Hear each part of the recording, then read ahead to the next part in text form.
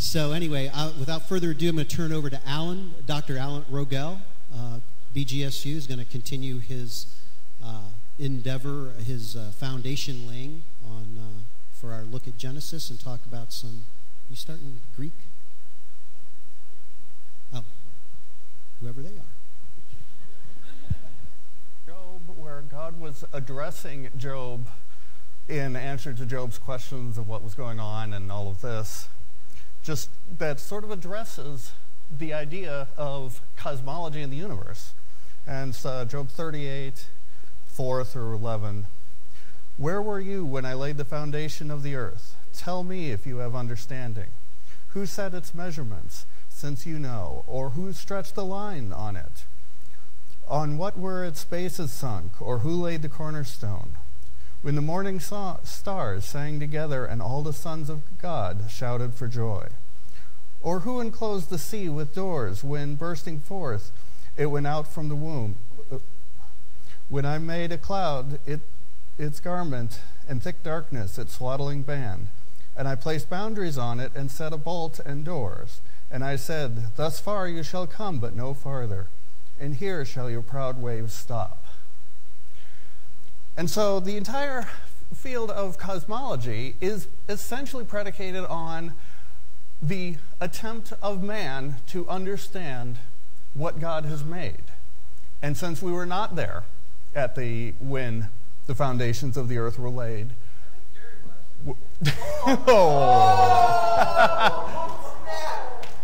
we're trying to come up with that understanding. Trying to understand with our limited mental minds what God has done. Okay, well, in essence, the foundation of cosmology, just a review from last time, and we'll put the text on, mostly what was seen by humans trying to understand the world around them was an orderly world that seemed to have certain patterns to it, except that there were significant aspects that did not follow inherent patterns, like illness, sickness, deafness, sometimes weather patterns. There were not patterns that the early civilizations could see. But what they also could see was that at times patterns in the stars, the heavenly events, seemed to be related to things on the earth. And so the foundation of cosmology, defined as our attempt to study and understand the universe, was basically trying to interpret what we saw in ways that we could use to predict what was going to happen in the future. And what's the organization of the world, what's driving the patterns we see, and what our place in the universe was. Okay, next slide. And again, as we covered last week, there's three basic descriptions of cosmological thought. The first being an animistic one centered on spirits which inhabit everything around us and are controlling what's going on. The theistic picture, where a deity or deities are are controlling and creating everything that we see.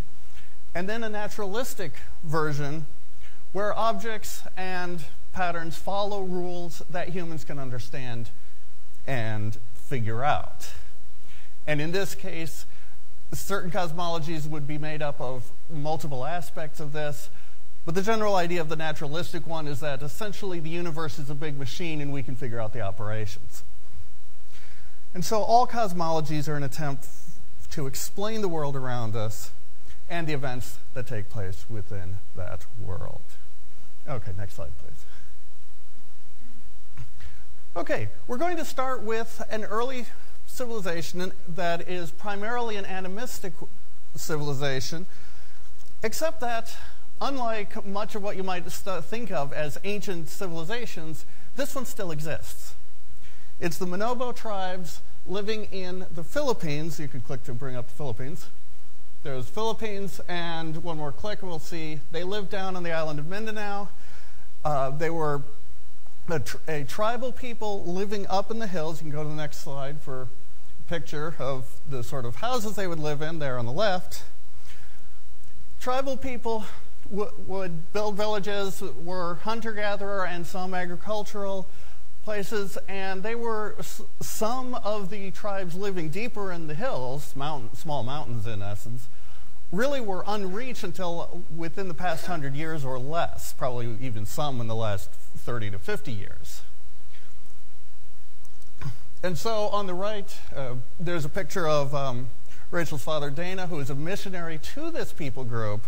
And then he's with Mundo Samonte, a resident of Talaingud in the Davao region of the Philippines, who is actually a member of the Manobo tribe that Dana was able to befriend during his missionary work with this group, Talaingud, and was able to talk to, interview about cosmology and their understanding of their place in the universe. And so much of the information comes from that and from other missionary and anthropologists who wrote down some of the Manobo information.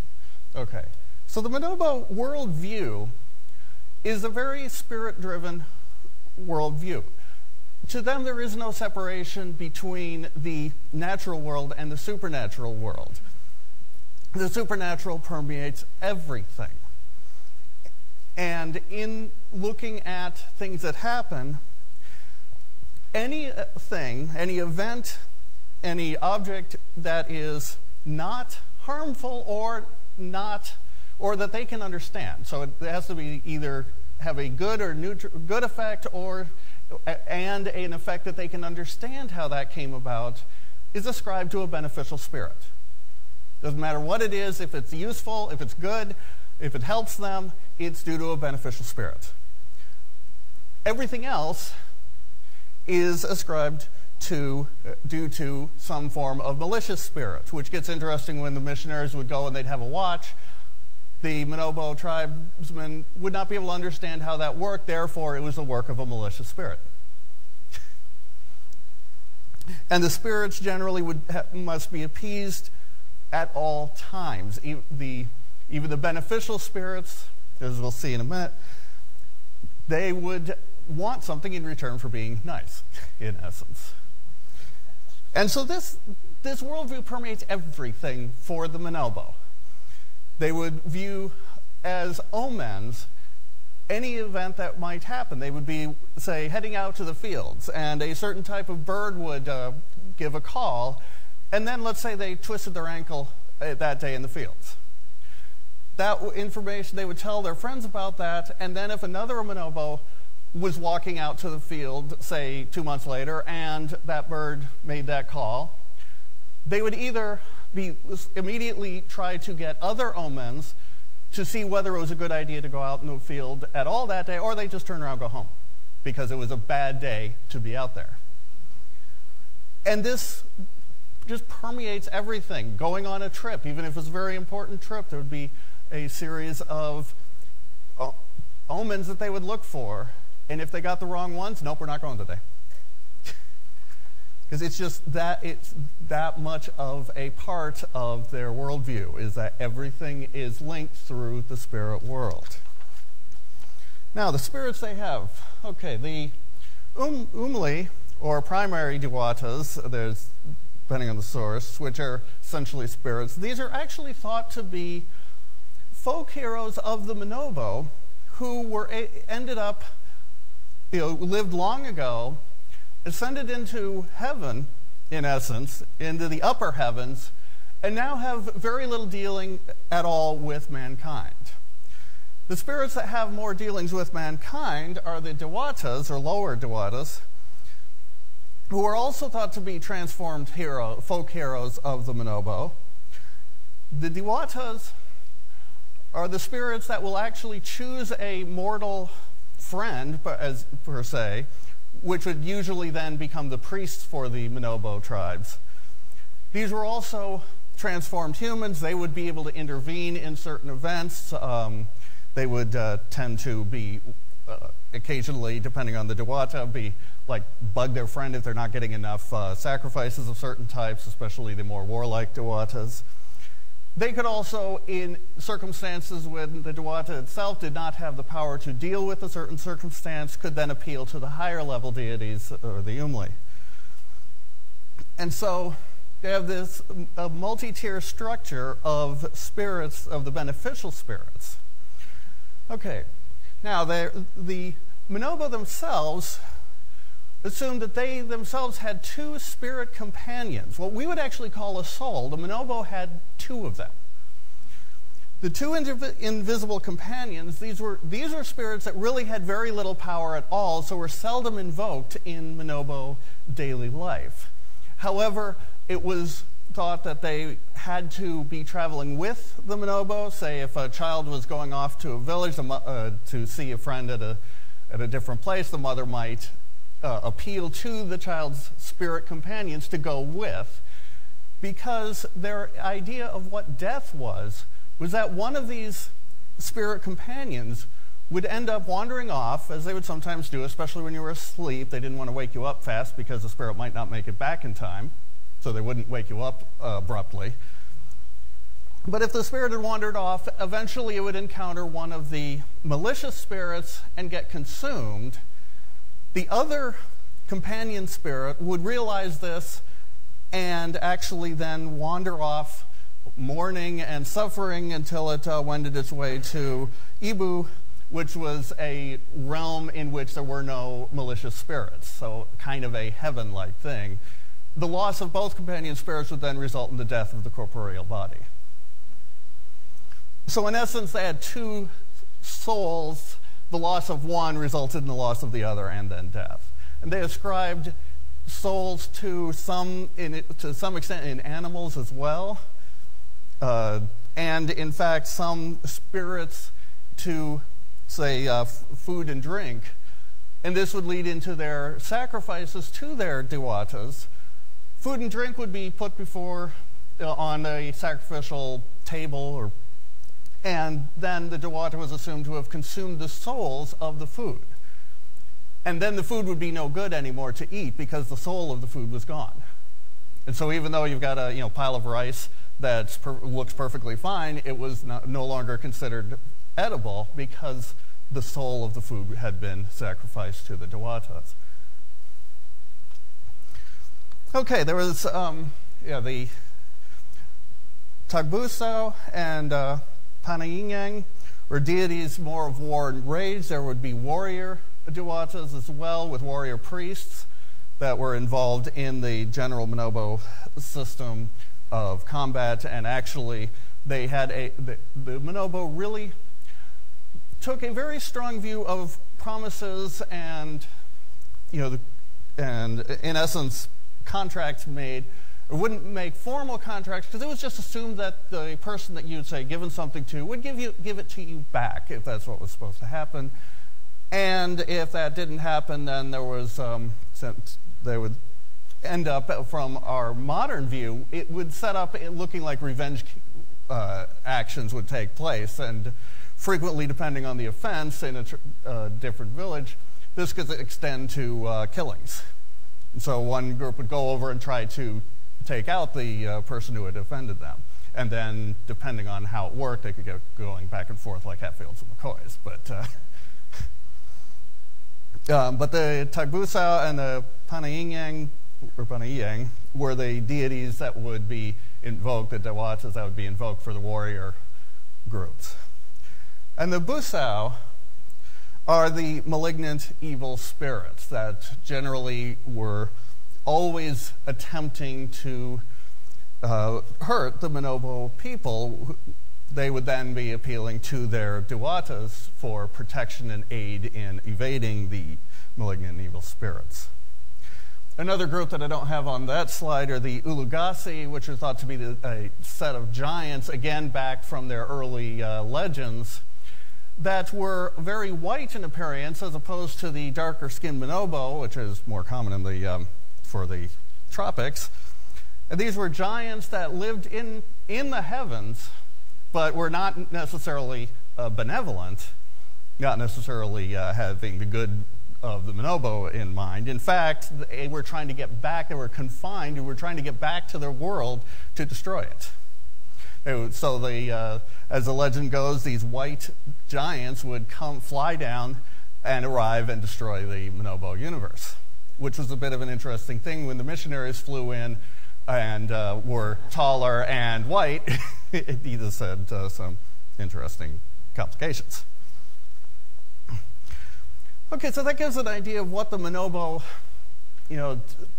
cosmology, the relation with the supernatural is like. Spirits inhabiting everything, every day, every event was viewed in a spiritual context as well as in the material context, unlike here, us in America, who really have this separation between the spiritual realm and the natural realm.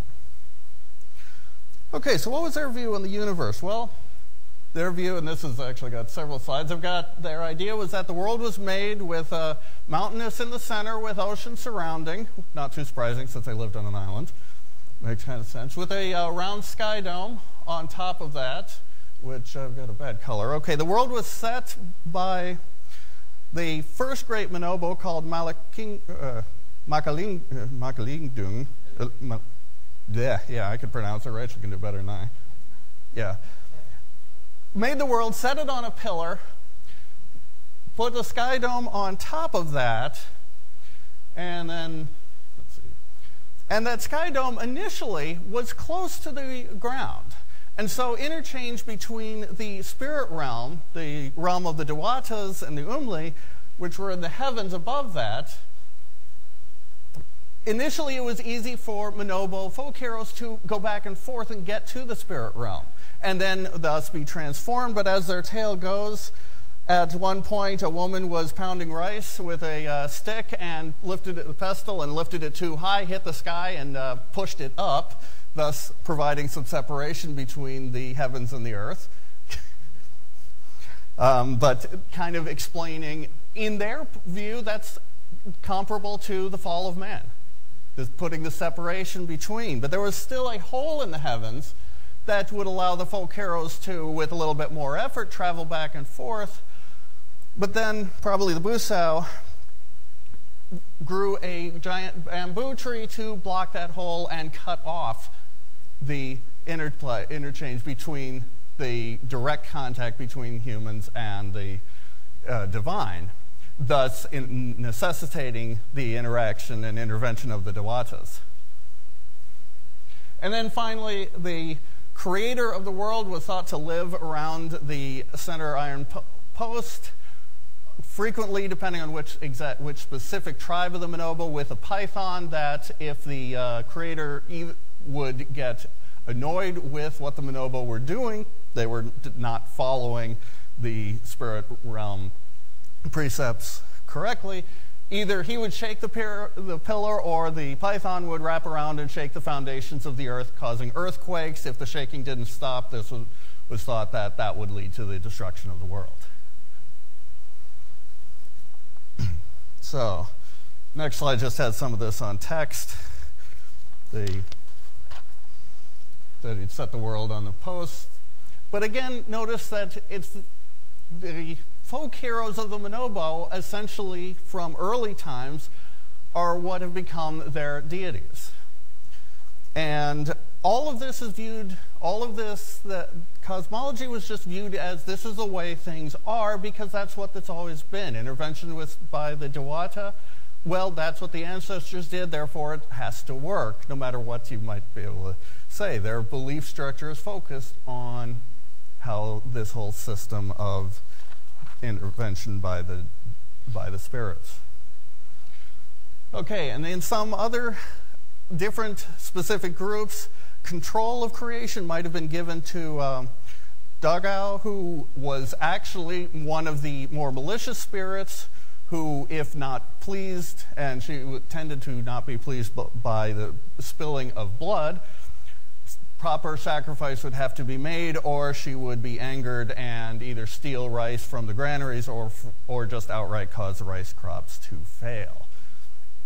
And so, again, tying together the kind of mundane, eating to having to please these deities. And so, in essence, the Monobo had this view of the world as permeated by spirits. Everything was a result of the spirits. Therefore, anything that happened was viewed as an omen of what might be happening, and if it was a not good omen, then either proper sacrifice must be made and then omens sought out again to see if that was enough of a sacrifice, or possibly just terminate the mission, terminate whatever they were trying to do. And these diwatas would have very direct effects. This Mundo, actually, there was a Dewata who had attached herself to Mundo. He was not actually a priest. This was uncommon, and this Dewata lived in a well. Every time a woman walked by, the Dewata would pinch him out of jealousy. And it was, physical pinch. He'd feel it. And so they had a very real view, and for early missionaries going in who said, oh, this is all baloney, that was not helpful in having the Manobo understand the reality of Christ. And so a very, what we'd consider very early view of the universe, of a kind of almost prehistoric tribe, because I don't think they still have a method of writing down. People have gone in and developed systems to write down the spoken language of the Manobo, but they themselves do not write their own language unless they've learned it from someone outside. So it's a almost prehistoric type tribe, but we can get a lot of information about it since they still exist. Okay, so any questions on the Manobo?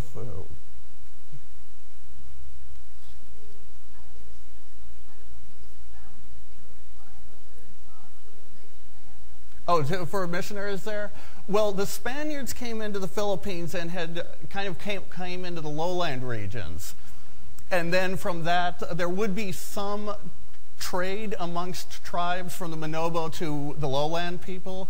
And so then the missionaries heard that there were people groups living up in the mountains and would then head up and try to figure out how to... They didn't speak English. There's you could correct me, but there was, I think, somewhat of a trade language, and they'd learn the lowland language, and then the Manobo who would actually do a little bit of the trading, they might be able to talk to them to learn start learning Manobo. And basically, to get a really good picture of the Manobo's culture, people had to go and live with them for years, because the Manobo were very suspicious of outsiders. And if one asks them a direct question, the reaction of Manobo will be, well, why do you want to know? Also, trying to Manobo don't really have a system, a formal tale-telling organization. They would just, if a child was having trouble sleeping at night, then the Manobo might tell them stories. But there isn't a strong tradition of tale-telling from one generation to the next. So it was just kind of passed down happenstance. And then there's the thing that for Manobos to make a decision, like the author of the book I was reading from the 1920s, if he was just trying to arrange for a guide to take him up a well-known river to another village that he'd done multiple times before, they would get together and whoever was around would start expressing their opinions and discussion of how this would be done. Asking a Manobo a question can take several hours. And so it takes just a lot of time listening to them, first learning the language, and that's what actually the mission organization that Dana, Rachel's father, was in. The first tour, in essence, is learning the culture, learning the language, and then actually that's how long is the first 3 years? 4 years? And then it would be on the second tour that actually start of outreach would attempt to take place. Because so many times in the history of the church, missionaries would come in and just try to push Jesus onto people and really actually mess things up severely. And so taking the time to learn the culture, learn the civilization before, and try to then be able to express the gifts of God in a way that these people could understand and put them in their language would be very important. Yes. Yeah.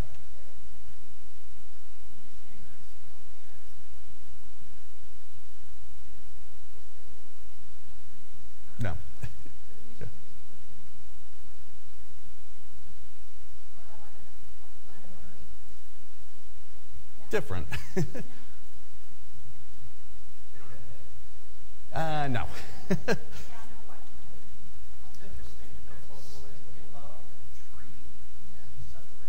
Mm-hmm. Yeah, it is interesting, and so, yeah, that's another mistake that's often made, has been often made, as missionaries will go in and come in with all this fancy technology, which, of course, with the Manobo, they would view that as that's the malicious spirits' work. At the Basau, yeah.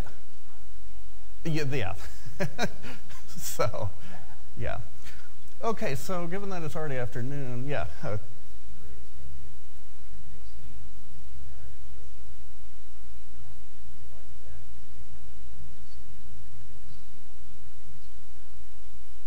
That's actually, that mixing has been fairly well documented in a lot of cases.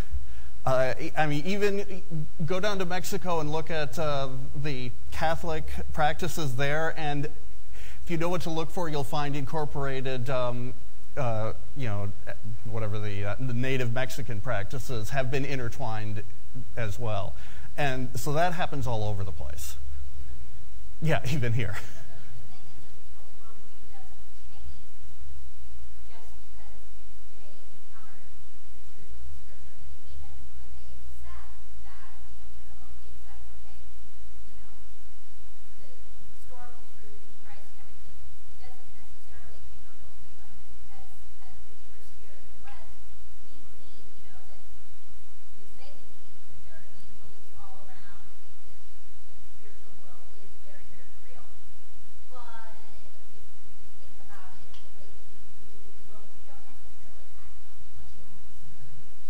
Yeah, we. And the opposite is true for if you have a more spirit-driven worldview.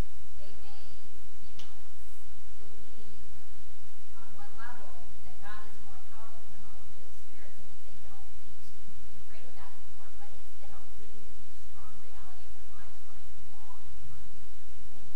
You know, that doesn't just go away. I mean, Mundo, that man. Alan was talking about, he was free from that spirit. Never that I know that had to struggle with that again. But there were other cases where people still didn't completely let things go and still had problems. So I think I will hold Egypt for next week. Well, let's see. Actually, we could do, I guess we could go on if people are okay with going on. Okay. Well, then we'll jump to Egypt, civilization we all probably already have at least heard of. Very early, you know, now we are several thousand years ago. The Egyptian worldview was that the universe was centered on Ma'at, which is essentially truth, justice, and order. Ma'at was constantly under threat from the pervading chaos trying to destroy Ma'at. And the idea of Egyptian society was that the role of the Egyptian society in the mundane world was to preserve Ma'at and strengthen it. Cyclic events would renew Ma'at.